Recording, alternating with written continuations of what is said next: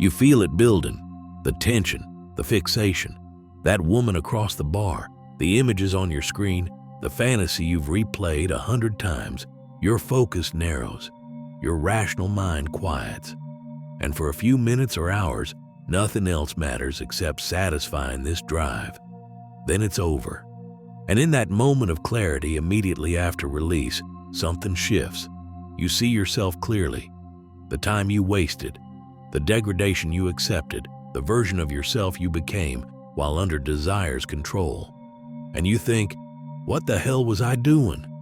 This is the moment Arthur Schopenhauer lived for, that brief window after sexual release when the fog clears and you see desire for what it actually is.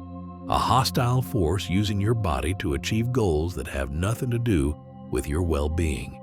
By the end of this video, you'll understand why Schopenhauer believes sexual desire is the cruelest trick nature plays on men, why the pleasure you pursue is actually a mechanism of control, and why every moment spent chasing sexual satisfaction is a moment stolen from your actual life. But I need to warn you before we continue. What I'm about to reveal will fundamentally change how you experience sexual desire. Once you understand the mechanism Schopenhauer exposed, you'll never be able to surrender to desire unconsciously again. The pleasure will still be there, but you'll see the strings attached, and seeing them makes being controlled by them feel unbearable. But before we explore the hidden cost of sex, you need to understand what Schopenhauer meant when he called sexual desire the will to life. Because he wasn't just talking about horniness or libido, he was describing something far more fundamental and far more sinister. The force that doesn't care about you. Schopenhauer's central insight was this: you are not the author of your desires. There's a deeper force operating through you, a blind, unconscious drive he called the will to life. This force has one agenda: perpetuating itself through reproduction, and it will use any mechanism available to achieve that goal. Sexual desire is its primary tool, not sex itself, but desire. The constant state of wanting, craving, obsessing over sexual satisfaction. This desire doesn't exist for your benefit. It exists to ensure you remain preoccupied with reproduction, whether or not you're actually reproducing. Think about what sexual desire actually does to you. It commandeers your attention. Hours spent thinking about sex, pursuing sex, fantasizing about sex, recovering from sex.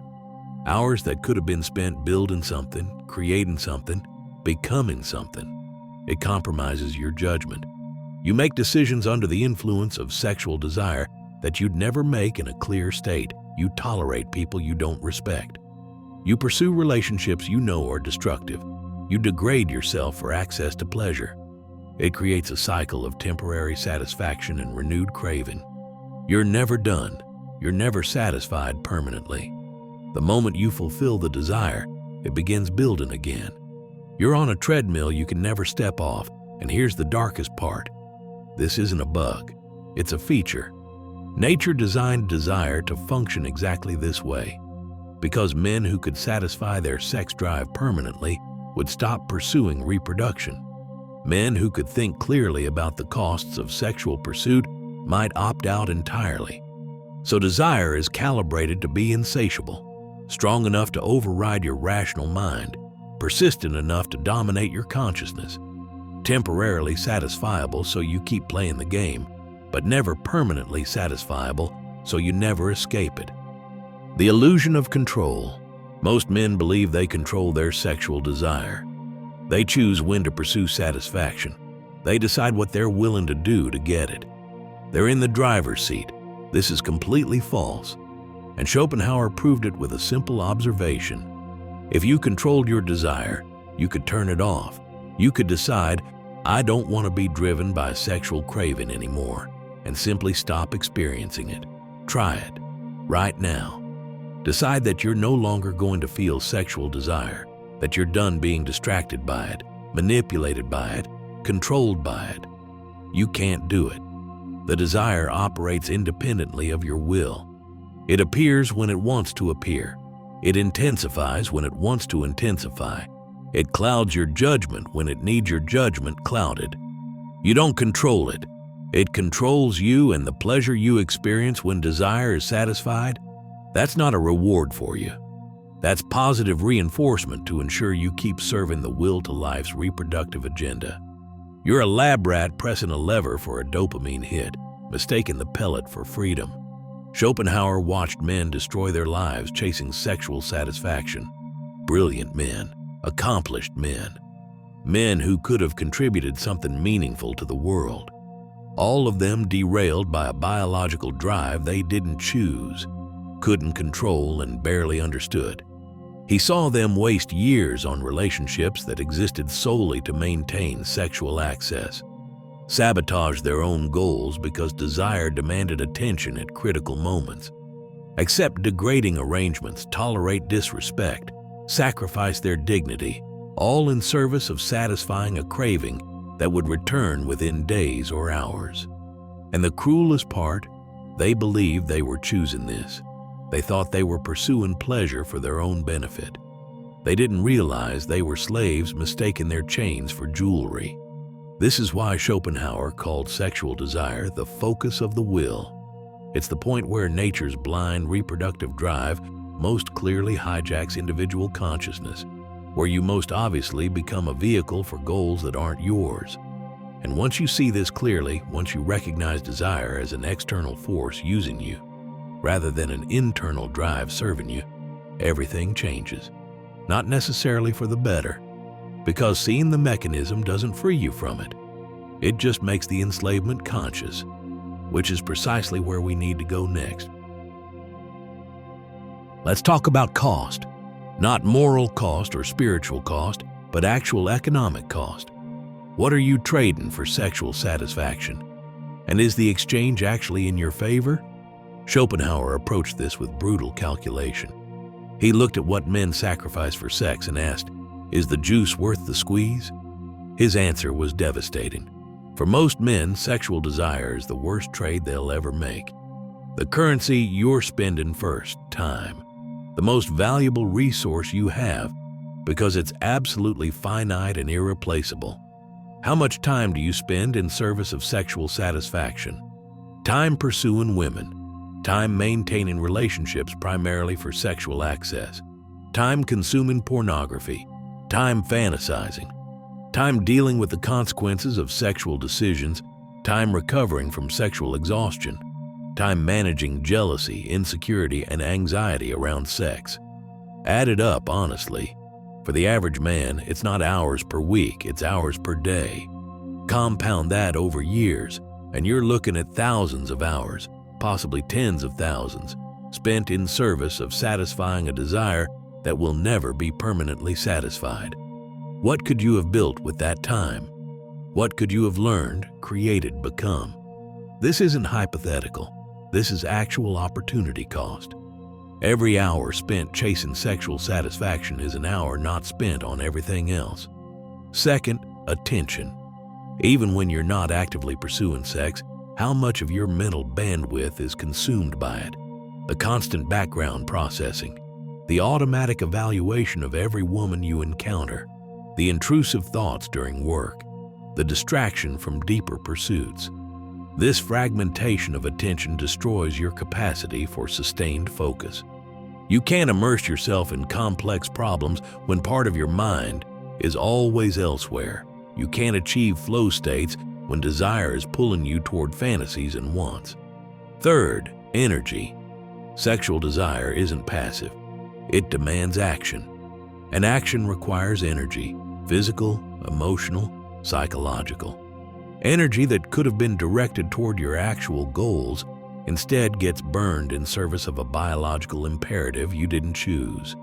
After sexual activity, there's a depletion, not just physical but motivational. The drive that could have powered your work for days gets discharged in minutes. You're left flat, unmotivated, satisfied in the worst possible way. The satisfaction that removes hunger without providing nutrition.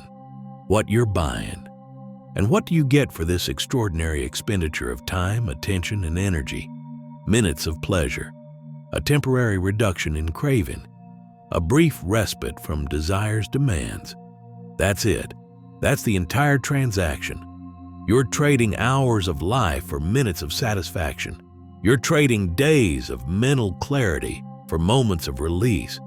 You're trading your capacity to build something lasting for fleeting access to pleasure that will be forgotten within hours. Schopenhauer saw this as nature's cruelest joke. The price is enormous, the payment is trivial, and yet men line up eagerly to make the trade over and over for their entire lives, the relationship tax. But wait, what about relationships? Aren't they about more than just sex? Don't they provide companionship, partnership, emotional support? Schopenhauer would laugh. He understood that for most men, relationships are primarily sexual arrangements with other benefits as secondary justifications. Remove sexual desire from the equation and most romantic relationships would end immediately. This means the relationship isn't really what you're paying for. You're paying for sexual access. The relationship is the price, and it's expensive. Consider what maintaining a relationship actually costs. Constant emotional availability, management of her moods and needs, subordination of your time to couple activities, financial expenditure on dates, gifts, shared living expenses, opportunity cost from the projects you can't pursue because relationship maintenance takes precedence, loss of freedom to make unilateral decisions about your life. For this price, you get reliable sexual access. That's the economic core of the arrangement, regardless of what we tell ourselves about love and partnership. Is it worth it? Schopenhauer's answer was brutal. For the man pursuing his own evolution, almost never. The cost is too high, the benefit is too temporary. The trade makes sense only for men whose primary goal is sexual satisfaction rather than achievement, creation, or understanding. The pornography trap. Modern men have an alternative: pornography. Instant sexual satisfaction without the relationship tax. Seems like a solution, right? All the benefit, minimal cost? Wrong. Pornography is the same bad trade in concentrated form. It's still time, attention, and energy exchanged for minutes of pleasure. It's still desire using you to achieve its goals. It's still enslaving you to a cycle you can't escape. Worse, pornography makes the enslavement more efficient. You can satisfy desire more quickly, which means desire reasserts itself more quickly, which means you're on the treadmill more frequently. The intervals between craving and satisfaction shorten until you're checking for stimulation dozens of times per day. This isn't freedom from the relationship tax. This is a different form of the same slavery, perhaps more insidious because it lacks the obvious costs that might make you question the trade. Schopenhauer would see modern pornography as the ultimate victory of the will to life over individual consciousness. Men voluntarily enslaving themselves more efficiently, mistaking convenience for liberation. The economic analysis is clear. Sexual desire is making you a terrible deal, and you're taking it because the craving itself prevents you from calculating honestly. There's a moment every man knows. Immediately after ejaculation, there's a shift. The fog clears. The obsession dissolves. And for a brief window, minutes, maybe an hour, you see reality without desire's distortion. This is what the internet calls post-nut clarity. But Schopenhauer described it 150 years earlier, and he understood what it actually reveals. This is who you are when the will to life temporarily releases its grip on your consciousness. The window of truth. In post-nut clarity, you see the woman you were just obsessing over with completely different eyes. The flaws you overlooked become obvious. The incompatibilities you rationalized become undeniable. The entire fantasy structure you built to justify your pursuit collapses. You look at the porn you just watched and feel disgust, not moral disgust, but cognitive dissonance. Why was I watching this? What was I seeking? What was I thinking? The content that seemed intensely compelling 5 minutes ago now seems empty, degrading, absurd. You evaluate your recent sexual decisions and see them clearly for the first time. The risks you took, the dignity you compromised, the time you wasted, the person you became under desire's control, and you barely recognize him. This clarity isn't new information. It's not like you learned something you didn't know. It's the removal of a filter. Desire distorts your perception to serve its agenda. After release, the distortion temporarily lifts, and you see what was always there. Schopenhauer understood this as evidence of desire's alien nature. If sexual desire was truly yours, truly serving your interests, why would clarity feel like waking from a dream? Why would your perspective shift so dramatically based on whether you're aroused or not? The answer is simple. Because desire isn't yours. It's using you. And in the brief window after it's satisfied, you're free enough to see the manipulation clearly. What clarity reveals about your goals. Pay attention to what you care about during post-nut clarity. What do you actually want to be doing with your time? What projects call to you? What kind of person do you want to become? Almost never does the answer involve pursuing sexual satisfaction. In your clearest moments, sex isn't even on the list of priorities. Your actual goals, the things you care about when desire isn't distorting your judgment, almost always involve creation, achievement, understanding, growth. This reveals a brutal truth. The time you spend in service of sexual desire is time stolen from your actual life. The person you are in post-nut clarity is closer to your authentic self than the person you are while desire is active. That horny version of you, the one making sexual decisions, accepting sexual compromises, organizing his life around sexual access, that's not really you. That's you under the control of a biological imperative that doesn't care about your well-being. Why the clarity doesn't last? If post-nut clarity reveals truth, why doesn't it last? Why do you fall back into desire's grip within hours or days? Because the will to life doesn't stop. It resets. The biological imperative that was temporarily satisfied begins rebuilding. The neurochemical state that enabled clarity shifts back to the state that enables pursuit. And gradually, sometimes rapidly, you're back under control. You know this is coming. Every time you experience post-nut clarity, you know it's temporary. You know desire will return. You know you'll be back on the treadmill soon, and yet you can't prevent it. This is perhaps the most demoralizing aspect of Schopenhauer's insight. Seeing the mechanism doesn't free you from it. Knowledge doesn't liberate you. You can understand completely how desire manipulates you and still be manipulated by it, because it operates at a level beneath conscious control. The clarity paradox. Here's where it gets truly dark. The more often you experience post-nut clarity, the more unbearable the cycle becomes. Because each time you see reality clearly, you recognize how much of your life you're spending in the distorted state. Before you understood this, you could surrender to desire unconsciously. It felt natural, it felt like you. But once you've experienced the clarity enough times, once you've seen the pattern clearly enough, you can't unsee it. Now, every moment of sexual obsession comes with awareness that you're being controlled. Every decision made under desire's influence comes with the knowledge that you'll regret it during the next window of clarity. Every compromise you make for sexual access comes with the understanding that you're betraying the person you actually want to be. This doesn't stop you from making those decisions. It just makes them conscious betrayals rather than unconscious surrenders. Schopenhauer believed this awareness was the first step towards something he called denial of the will to life. Not the elimination of sexual desire, that's impossible, but the conscious refusal to serve it. The decision to allow desire to exist without acting on it. But can that actually work? Can you experience constant sexual desire without satisfying it? Can you live with that tension indefinitely? And what happens to the man who tries? Schopenhauer proposed something radical. What if you simply stopped? Not stopped having sexual desire, that's impossible.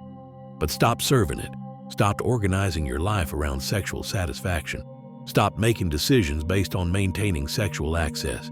Just stopped. This is what he called the denial of the will to life. the conscious refusal to participate in the game nature designed you to play. And he believed this denial was the only path to freedom from desire's tyranny. But he was also brutally honest about the cost. Because denying the will to life isn't peaceful, it's war. What denial actually looks like. First, understand what you're denying. Not sex itself necessarily, but the entire edifice built around sexual pursuit. You stop pursuing women for sexual access, maintaining relationships primarily for sex, consuming pornography to manage desire, organizing your schedule around sexual opportunities, making decisions with sexual satisfaction as a factor, fantasizing about sexual scenarios, evaluating women sexually, allowing desire to influence your choices.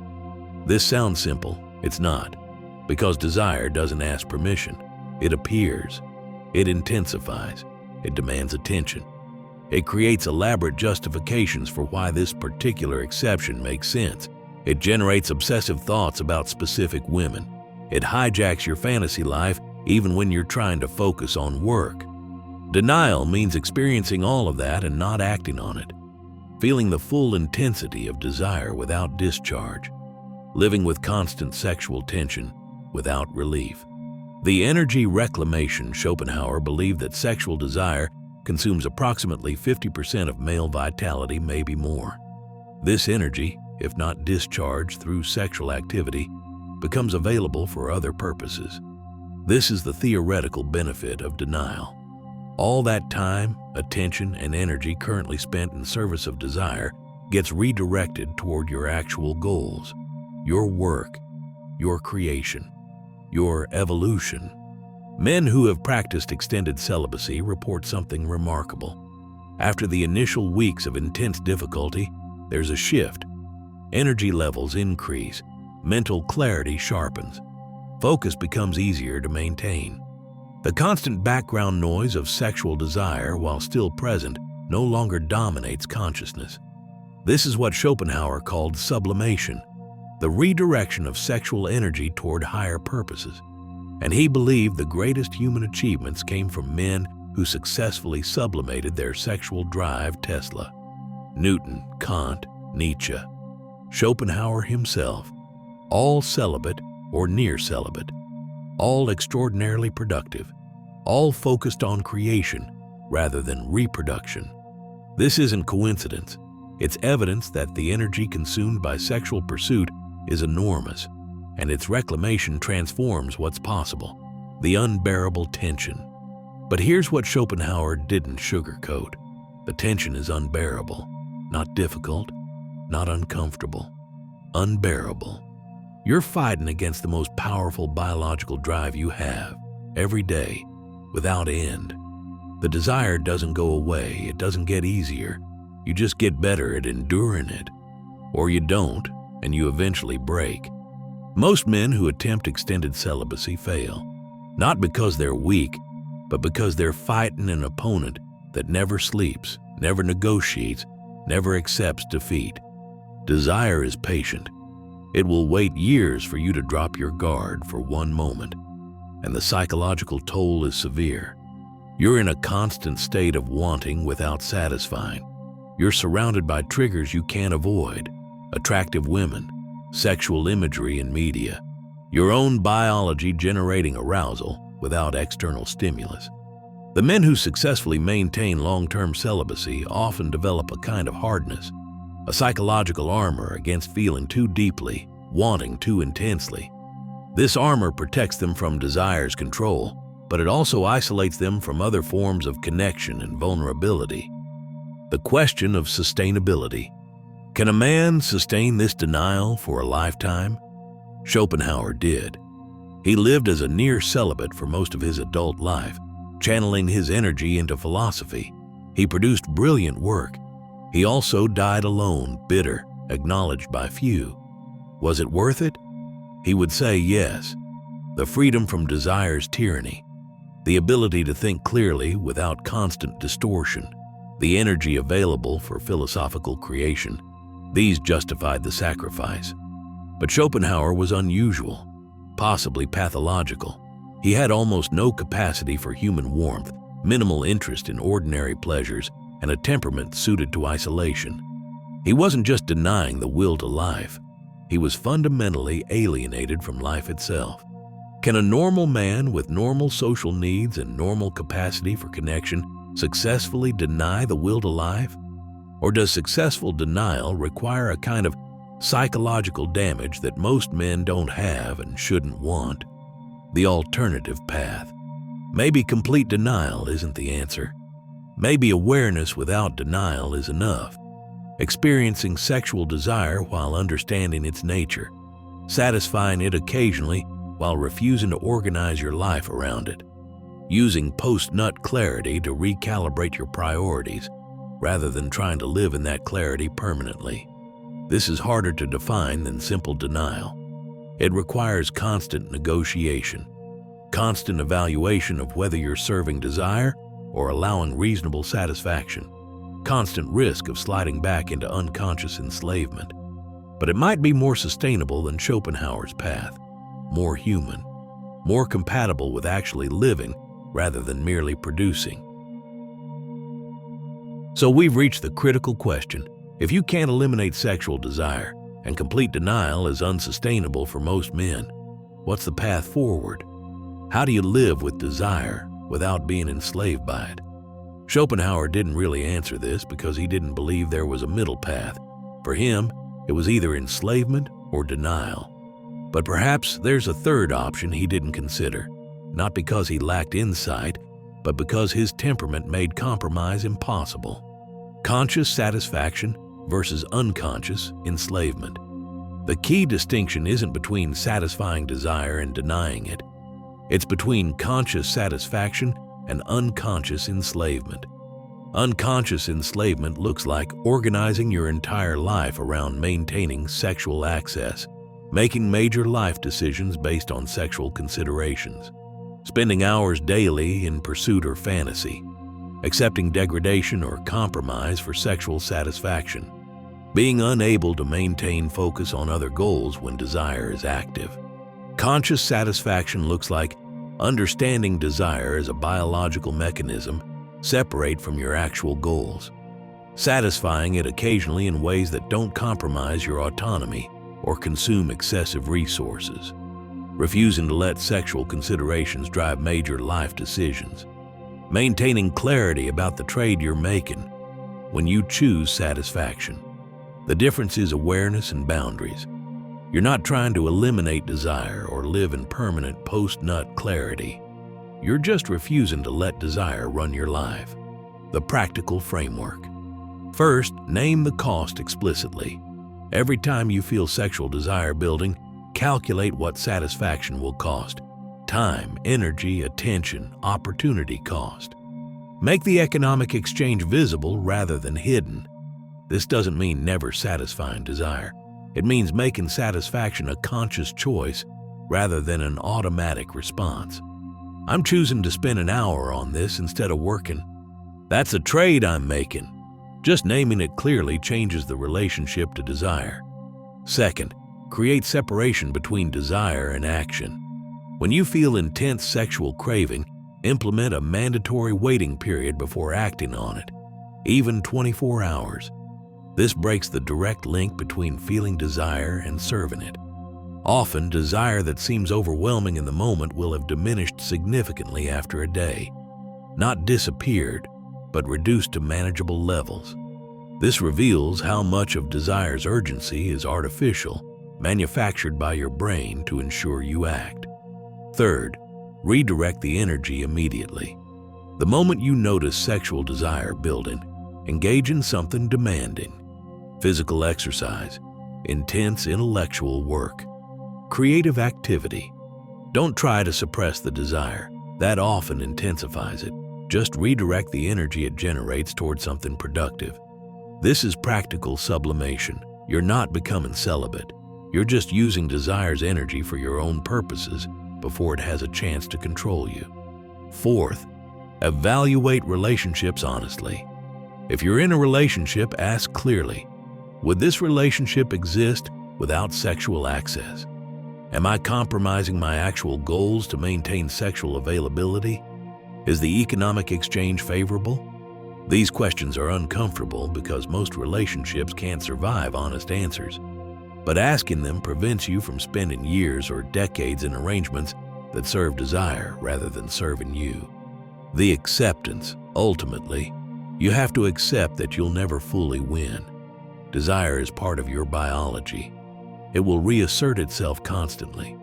You'll have moments of weakness where you make the trade you said you wouldn't make. You'll compromise in ways you told yourself you wouldn't. That's being human. The goal isn't perfection.